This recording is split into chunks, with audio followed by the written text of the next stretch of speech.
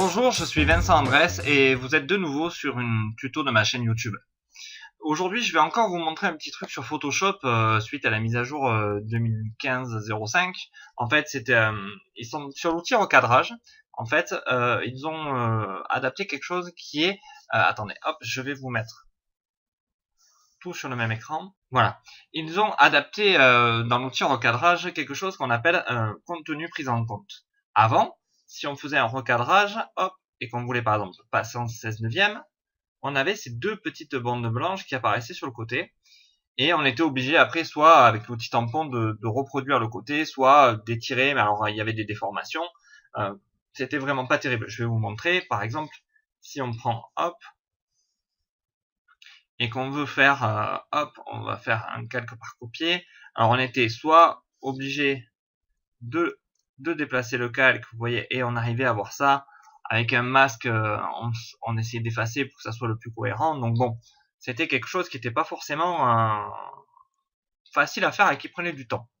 Donc hop, on revient en arrière, tac, tac, voilà. Aujourd'hui, si on veut aller beaucoup plus vite, on peut se servir de leur nouvel outil qui est, alors on va choisir, contenu pris en compte. Alors, sur des choses qui sont assez simples à reproduire, c'est-à-dire s'il n'y a pas du carrelage ou des formes un peu complexes qui va arriver, un dessin par exemple, qui va avoir du mal à reproduire ce qu'il y avait derrière si vous l'avez pas cadré, donc ça c'est normal. Mais vous pouvez là, dans ces cas-là, hop, étirer doucement jusqu'à avoir le cadrage que vous voulez. Et vous voyez que toute cette partie-là quand même est relativement simple à reproduire pour un logiciel. Donc, vous faites OK. Et là, de suite, vous voyez, ça mouline, ça réfléchit et ça reproduit la photo.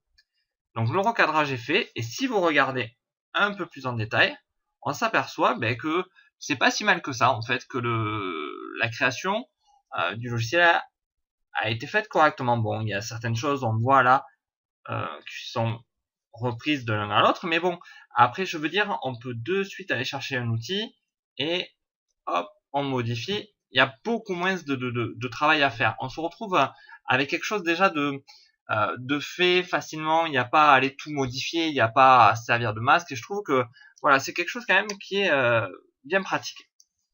Je vais vous remontrer aussi quelque chose. Je l'ai dit dans d'autres tutos, mais je vais en profiter là, qu'on soit sur le recadrage, vous pouvez y revenir. On peut, en appuyant sur la touche O, changer les formes à l'intérieur. Vous voyez, moi je me sers de celle-ci, mais vous pouvez vous servir de quelque chose de beaucoup plus resserré, avec les points de force beaucoup plus resserrés, le fameux nombre d'or, voilà, pour la lecture de l'image, le cadrage qui est beaucoup plus celui qu'on trouve dans les appareils photo, un système de grille, voilà, les points de choix inversés, voilà. Donc ça, avec la touche O, vous cliquez sur la touche O, alors ça marche aussi bien sur Lightroom que sur Photoshop, et vous choisissez l'outil qui vous va le mieux. Donc voilà, donc après, je vais vous dire juste, vous voyez, là il y a une tâche qu'on enlève assez facilement avec l'outil correcteur, hop. Voilà, alors cette tâche, c'est une tâche que je dois avoir sur le capteur, parce que j'ai le capteur qui aurait besoin d'être nettoyé. Donc on refait un petit tour, et vous voyez que, quand même, ça a été pas trop mal fait, même s'il y a certaines choses qui sont un peu voilà, qui mériteraient d'être un peu mieux, mais dans l'ensemble, je trouve que ça a été pas mal respecté et bien fait. Donc voilà, c'était une petite astuce Photoshop, en fait, sur l'outil recadrage. Il faut penser à cocher cette case-là, contenu pris en compte. Alors là, j'ai marqué, rogner les pixels. C'est ma faute, normalement elle n'est pas cochée parce qu'en fait j'aime bien garder tous les pixels qu'il peut y avoir et en fait avoir une photo, si j'ai besoin d'aller rechercher, d'agrandir, tout ça, qu'il y ait encore tous les pixels, ou sinon il les supprime et on peut être embêté. Donc on part de cette photo pour arriver à celle-ci. Et comme vous pouvez le voir, si on enlève les calques, le calque d'origine qui est verrouillé, il y a les bandes blanches, et voilà. On s'est servi de l'outil avec contenu pris en compte, et ça marche super bien.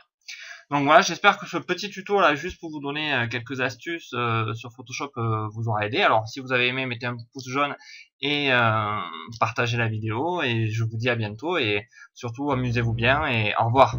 Merci.